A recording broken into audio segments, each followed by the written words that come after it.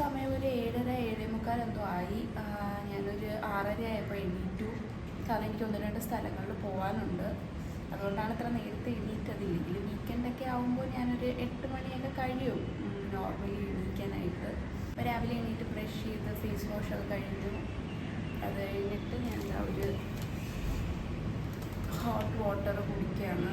രാവിലെ എന്തെങ്കിലും പക്ഷേ ചൂടുള്ള എന്തെങ്കിലും കുടിക്കാൻ എനിക്കിഷ്ടമാണ്. പക്ഷെ എനിക്ക് വെറും വയറ്റിലങ്ങനെ ഒരു ചായ കോഫി ഒന്നും കുടിക്കാനായിട്ട് എനിക്ക് തോന്നാറില്ല. അപ്പോൾ ഞാനിങ്ങനെ ഒരു വെള്ളം ഒന്ന് ചൂടാക്കിയിട്ട് ചെറിയ ചൂട് വെള്ളം കുടിക്കും. രാവിലെ എനിക്കിങ്ങനെ ഹോട്ടായിട്ട് പ്ലെയിൻ വാട്ടർ ആണെങ്കിലും ഹോട്ട് വാട്ടർ കുടിക്കുമ്പോൾ എനിക്ക് ഭയങ്കര ഒരു സുഖം കിട്ടും. ചിലപ്പോൾ ഞാനിതിൽ ചിയാ സീഡ്സ് ഒക്കെ ഇടാറുണ്ട്. ഞാൻ അത് കുടിച്ച് ഒരു ബുക്കൊക്കെ വായിച്ച് ഇങ്ങനെ ഇരിക്കുകയാണ്. അപ്പം അധികം അങ്ങ് റിലാക്സ് ചെയ്തിരിക്കാനൊന്നും ടൈമില്ല. എനിക്കൊരു 9:30 ആകുമ്പോഴേക്കും എനിക്കൊന്ന് പുറത്ത് പോകാനുണ്ട്. അപ്പം അതിന് മുമ്പായിട്ട് എനിക്കൊരു യോഗ സെഷനുണ്ട്. സോ എൻ്റെ മോർണിംഗ് യോഗ റുട്ടീനുണ്ട്. സോ അത് ചെയ്യണം. അത് കഴിഞ്ഞിട്ട് ബ്രേക്ക്ഫാസ്റ്റ് കഴിക്കണം. എന്നിട്ട് റെഡിയായിട്ട് പുറത്ത് പോകണം. സോ ഇത്രയൊക്കെയാണ് ഞാൻ ഇന്നത്തെ ഒരു വ്ളോഗിൽ ഇൻക്ലൂഡ് ചെയ്യാനായിട്ട് ഉദ്ദേശിക്കുന്നത്. അപ്പോൾ നമുക്ക് വ്ളോഗ് കണ്ടിന്യൂ ചെയ്യാം.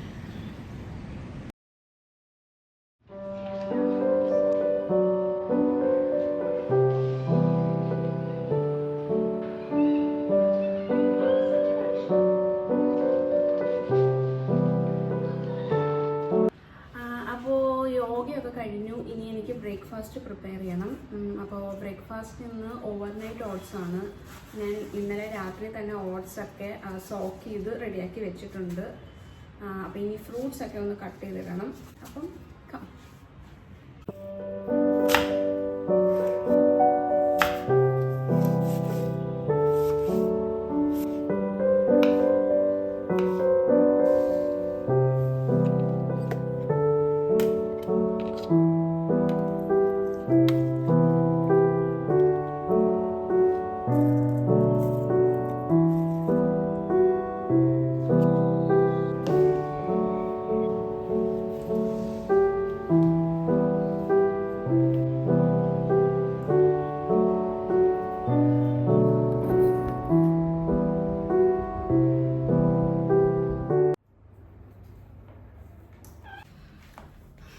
ഞാനൊന്ന് ഫ്രഷായി.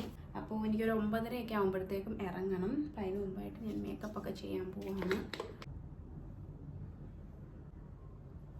ഞാൻ ആദ്യമായി ഒരു മോയ്സ്ചറൈസറാണ് ഇത്. ഡോട്ട് ആൻഡ് കിഡത്ത് തീരാറായി. ഇച്ചിരിയും കൂടെ ഉള്ളൂ. പുതിയ ഏത് മോയ്സ്ചറൈസർ വാങ്ങുമെന്ന് ഞാനിങ്ങനെ ആലോചിച്ചിരിക്കുകയാണ്. അപ്പോൾ റിവ്യൂസൊക്കെ നോക്കിയിട്ട് എനിക്ക് നല്ലൊരു മോയ്സ്ചറൈസർ വാങ്ങണം. പിന്നെ എൻ്റെ ഒരു നൈക്ക ഹോൾ ഞാൻ ഇട്ടതിൽ അതിൻ്റെ അടിയിൽ ഞാൻ കമൻ്റൊക്കെ കണ്ടു. പ്രോഡക്റ്റ്സ് യൂസ് ചെയ്തിട്ടുള്ള റിവ്യൂ പറയുമോ എന്നൊക്കെ ചോദിച്ചു. അപ്പോൾ അതിനകത്ത് എനിക്ക് ഒരു പ്രോഡക്റ്റിൻ്റെ കാര്യം പറയാനുണ്ട്. ഈ ഒരു ഡെർമാക്കോയുടെ ഈ ഒരു സൺസ്ക്രീൻ, ഇത് ആക്ച്വലി നല്ല ബ്രാൻഡാണ്, നല്ല സൺസ്ക്രീനാണ്. പക്ഷേ ഇത് എൻ്റെ ഒരു സ്കിന്നിന് ചേരുന്നില്ല. കാരണം എനിക്കിത് യൂസ് ചെയ്ത് കഴിയുമ്പോൾ എൻ്റെ മുഖത്ത് പിമ്പിൾസ് വരുന്നതായിട്ട് എനിക്ക് തോന്നി. കാരണം ഇപ്പം ഞാനിത് യൂസ് ചെയ്ത് ഒരു 2-3 ഡേയ്സ്, ഇപ്പം ഇന്ന് ഞാനിത് യൂസ് ചെയ്തു. ഇപ്പോൾ 2-3 ദിവസം കഴിയുമ്പോൾ എനിക്ക് അവിടെ ഇവിടെയൊക്കെ ആയിട്ട് പിമ്പിൾസ് വരുന്നു. അപ്പം എനിക്ക് തോന്നുന്നത് ഈ ഒരു സൺസ്ക്രീൻ യൂസ് ചെയ്യുന്നത് കാരണമാണ് എന്നാണ് എനിക്ക് തോന്നുന്നത്. ഇത് പക്ഷേ എനിക്ക് തോന്നുന്നു എൻ്റെ ഒരു സ്കിന്നിന് ചേരാത്തയാണെന്ന് തോന്നുന്നു. എൻ്റെ സിസ്റ്റർ ഇത് യൂസ് ചെയ്തിട്ടുണ്ടോ, അവൾക്ക് അങ്ങനെ ഇഷ്യൂ ഒന്നും വന്നതായിട്ട് അവൾ പറഞ്ഞിട്ടില്ല. അപ്പോൾ എൻ്റെ സ്കിന്നിന് ഇത് സ്യൂട്ട് ആവാത്തതായിരിക്കും ചിലപ്പോൾ. ഇപ്പം എന്താ എനിക്ക് മുഖത്ത് ഇവിടെയൊക്കെ പാടുണ്ട്. ഇതൊക്കെ കുരു വന്നതിൻ്റെ പാടാണ്. ഈ ഒരു പ്രൊഡക്റ്റിൽ മാത്രമേ എനിക്കൊരു ഇഷ്യൂ വന്നുള്ളൂ. ഞാൻ ഹോളിൽ കാണിച്ച പ്രോഡക്ട്സിൽ ബാക്കിയൊക്കെ പ്രോഡക്ട്സ് എല്ലാം തന്നെ എനിക്ക് ഇഷ്ടമായി. ഞാനത് ഇപ്പോഴും യൂസ് ചെയ്യുന്നുണ്ട്. അപ്പം ഈ ഒരു സൺസ്ക്രീൻ മാത്രം ഞാനിപ്പം യൂസ് ചെയ്യുന്നില്ല. ഇപ്പം ഇത് എൻ്റെ കേസാണ് ഞാൻ പറഞ്ഞത്. എല്ലാവർക്കും ഒരേ സ്കിൻ ടൈപ്പ് അല്ല, ഒരേ സ്കിൻ അല്ല. അപ്പം ചിലർക്കിത് സ്യൂട്ട് ആവുമായിരിക്കും, ചിലർക്കിത് സ്യൂട്ട് ആവില്ല, അങ്ങനെ വരും. അപ്പം ഇതിനെ അങ്ങനെ ഡീഗ്രേഡ് ചെയ്തൊന്നും പറയുമല്ല. സോ അതാണ്. അപ്പോൾ എനിക്ക് സൺസ്ക്രീൻ ഇല്ല ഇപ്പോൾ. ഈ സൺസ്ക്രീൻ എനിക്കിപ്പം യൂസ് ചെയ്യാൻ പേടിയാണ്, കുരു വരുമോ എന്നുള്ള കാരണം. അതുകൊണ്ട് ഞാനിപ്പം സൺസ്ക്രീൻ ഇടുന്നില്ല. എനിക്ക് ഇനിയും നല്ലൊരു സൺസ്ക്രീൻ തപ്പിയെടുത്ത് വാങ്ങണം. ഞാൻ യൂഷ്വലി പ്രോഡക്റ്റ്സ് ഒക്കെ വാങ്ങുന്നത് യൂട്യൂബ് റിവ്യൂസ് നോക്കി അല്ലെങ്കിൽ നൈക്ക റിവ്യൂസ് ഒക്കെ നോക്കിയാണ് വാങ്ങുന്നത്. അപ്പോൾ എനിക്കത് ഇരുന്നൊന്ന് നോക്കി എടുക്കാനുള്ളൊരു ടൈം ഇതുവരെ കിട്ടിയില്ല. അതുകൊണ്ട് ഞാൻ ഇതുവരെ സൺസ്ക്രീൻ വാങ്ങിയതുമില്ല. അപ്പം അതുകൊണ്ട് ഇപ്പം സൺസ്ക്രീൻ ഇടാൻ എനിക്ക് പറ്റുന്നില്ല. എൻ്റെ കയ്യിൽ വേറെ സൺസ്ക്രീനും ഇല്ല. സോ അത് എത്രയും വേഗം തന്നെ എനിക്ക് റിവ്യൂ ഒക്കെ നോക്കി ഒരു സൺസ്ക്രീൻ ഉടനെ തന്നെ വാങ്ങണം. ഇപ്പോൾ സൺസ്ക്രീനും മോയ്സ്ചറൈസറും ഇല്ല എനിക്കിപ്പോൾ. മോയ്സ്ചറൈസർ ഉണ്ട്, ഇച്ചിരി ഉള്ളു, തീരാറായി. ഒരു 2-3 ദിവസത്തിൽ ഇത് തീരും. അപ്പം ഒക്കെ കുറച്ച് ഐറ്റംസ് എനിക്ക് വാങ്ങാനുണ്ട്. അപ്പം എല്ലാം കൂടെ ഒരുമിച്ച് വാങ്ങാമെന്ന് വിചാരിച്ചു. ബാക്കി പ്രോഡക്റ്റ്സ് ഒക്കെ ഓക്കെയാണ്, ഞാനത് ഇപ്പോഴും യൂസ് ചെയ്യുന്നുണ്ട് അതൊക്കെ. അപ്പം എനിക്കിങ്ങനെ ഒരു കമൻറ്റ് വന്നിരുന്നു, അതിൻ്റെ റിവ്യൂ പറയുമോ, പ്രോഡക്റ്റ്സ് യൂസ് ചെയ്തിട്ട് എങ്ങനെ ഉണ്ടെന്ന് പറയുമോ എന്നൊക്കെ ചോദിച്ച് വന്നിരുന്നു. അപ്പോൾ ഞാനിങ്ങനെ ഷോർട്ട് വീഡിയോ ആയിട്ടോ അല്ലെങ്കിൽ ഇങ്ങനെ ഏതെങ്കിലും വീഡിയോയുടെ ഇടയ്ക്ക് വന്നിട്ടോ ആ പ്രോഡക്റ്റ്സ് ഒക്കെ യൂസ് ചെയ്യുമ്പോൾ അതിൻ്റെ കൂട്ടത്തിൽ അങ്ങ് പറഞ്ഞു പോകാം.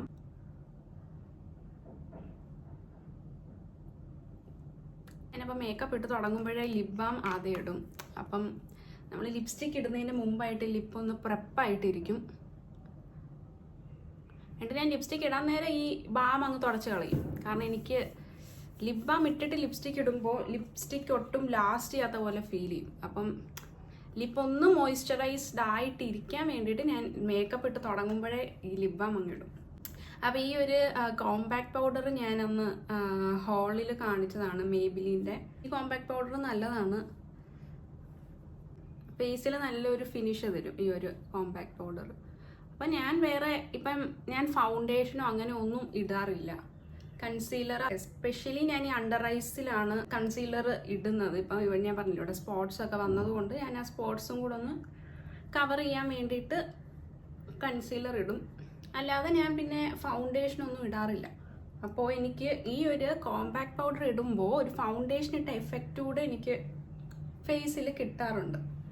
നമ്മൾ ഒന്നും ഇട്ടിട്ടില്ലെങ്കിൽ, ഞാൻ ജസ്റ്റ് ഈ ഒരു കോമ്പാക്ട് പൗഡർ മാത്രം ഇട്ട് പുറത്ത് പോയാൽ തന്നെ എന്തോ ഞാൻ ഫേസിൽ ഭയങ്കരമായിട്ട് മേക്കപ്പ് ഇട്ട ഒരു ഫീല് കിട്ടാറുണ്ട്. അതുകൊണ്ട് എനിക്ക് ഈ മേബിലിൻ്റെ കോമ്പാക്ട് പൗഡർ ഭയങ്കര ഇഷ്ടമാണ്. ഞാനിപ്പോൾ റീസെൻ്റ് ആയിട്ടാണ് ഈ ബ്രഷ് യൂസ് ചെയ്തിട്ട് ബ്രഷ് യൂസ് ചെയ്യാൻ തന്നെ തുടങ്ങിയത്. അതിന് മുന്നേ ഞാൻ ബ്യൂട്ടി ബ്ലെൻഡറൊക്കെ യൂസ് ചെയ്തിട്ടായിരുന്നു കൺസീലർ ബ്ലെൻഡ് ചെയ്യുന്നതും കോമ്പാക്ട് പൗഡർ ഇടുന്നതും ഒക്കെ. പക്ഷേ ഇപ്പോൾ ഈ ബ്രഷ് യൂസ് ചെയ്ത് കഴിഞ്ഞപ്പോൾ എനിക്ക് ബ്രഷാണ് ഇഷ്ടം. ബ്രഷ് ഭയങ്കര കൺവീനിയൻ്റ് ആണ് എനിക്ക് ഇടാനായിട്ട്. പിന്നെ നല്ല രസമാണ്, ഇങ്ങനെ ഇടുമ്പോൾ ഒരു രസമാണ്. അപ്പം ഞാൻ ആദ്യം മേക്കപ്പ് ഒക്കെ ഇട്ടിട്ടാണ് ഹെയർ ഒക്കെ ചെയ്യുന്നത്. അപ്പോൾ എനിക്ക് എൻ്റെ മേക്കപ്പ് എങ്ങനെ വന്നോ അതിനനുസരിച്ച് ഹെയർ റെഡിയാക്കാൻ പറ്റും. പിന്നെ ഞാൻ ഈ ഒരു ഐബ്രോ പാലറ്റും നൈക്കിന്ന് വാങ്ങിയതായിരുന്നു, അന്ന് ഞാൻ കാണിച്ചിരുന്നു. അപ്പം ഇതിൽ ഞാൻ ഈ 2 കളേഴ്സ്, ഇതിൽ ഈ ഒരു കളറും പിന്നെ ഈ ഒരു കളറുമാണ് ഞാൻ കൂടുതലും യൂസ് ചെയ്യുന്നത്. അപ്പം അത് ഡിപ്പെൻഡ്സ് എൻ്റെ പിരുകത്തിൻ്റെ അപ്പോഴത്തെ ഒരു അവസ്ഥ അനുസരിച്ച്. അപ്പം ഞാൻ ത്രെഡ് ചെയ്തിട്ട് വന്ന ഉടനെ ആണെങ്കിൽ ഞാൻ ഈ ബ്ലാക്ക് ഇടും, അപ്പോൾ ഒരു ഭംഗിയായിരിക്കും കാണാനായിട്ട്. ഞാൻ ത്രെഡ് ചെയ്യാതിരിക്കുവാണെങ്കിൽ പിരുകം ഒത്തിരി വളർന്നിരിക്കുമ്പോൾ എനിക്ക് ബ്ലാക്ക് ഇട്ടാൽ ഭയങ്കര ബോറായിട്ട് തോന്നും. അപ്പം ഞാൻ ആ ഒരു ലൈറ്റ് കളർ ഇടും, ഒരു ലൈറ്റ് ബ്രൗൺ കളർ ഇടും. അപ്പോൾ ഒരു നാച്ചുറൽ ലുക്ക് കിട്ടും. So depends on the condition of my eyebrow ആണ് ഞാൻ ഏത് കളർ ഇടണം എന്ന് തീരുമാനിക്കുന്നത്.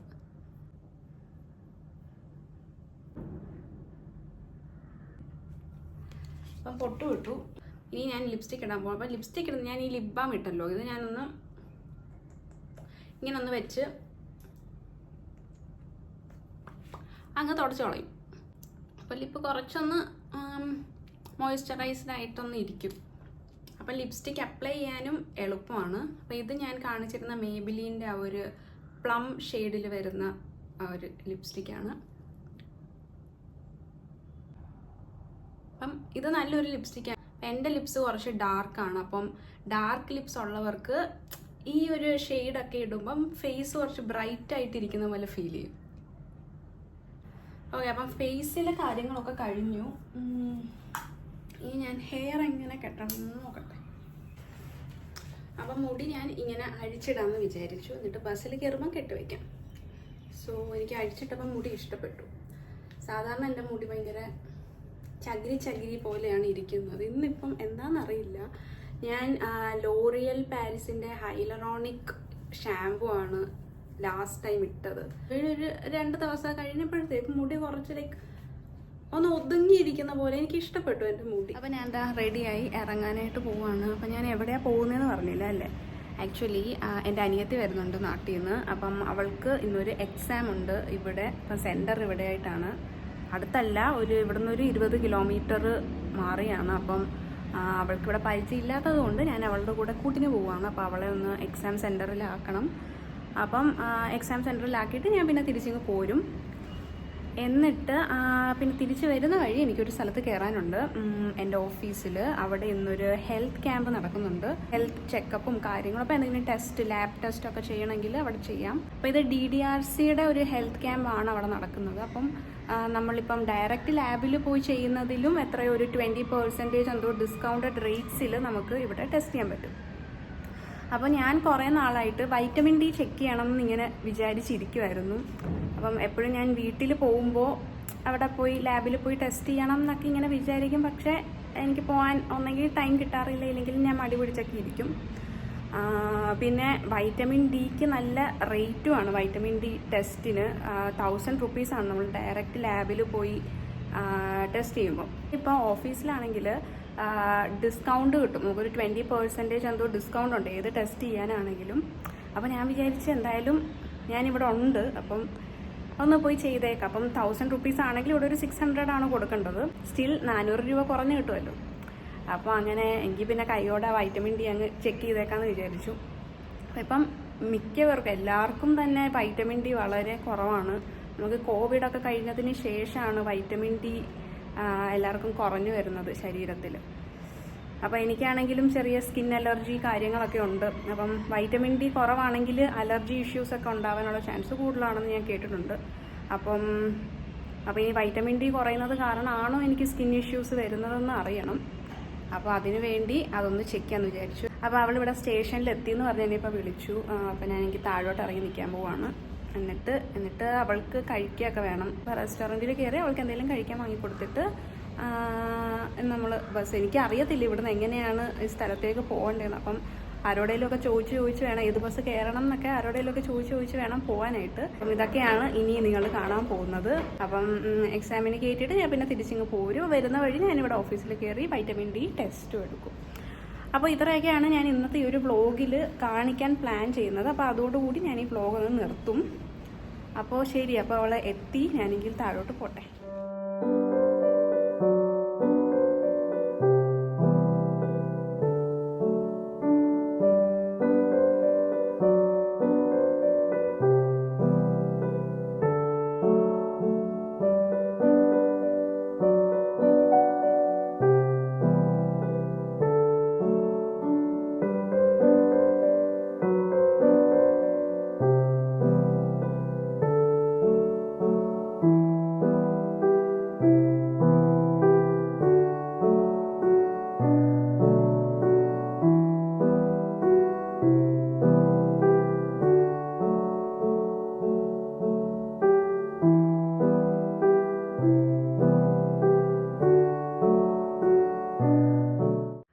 തിരിച്ച് വീട്ടിൽ വന്നു.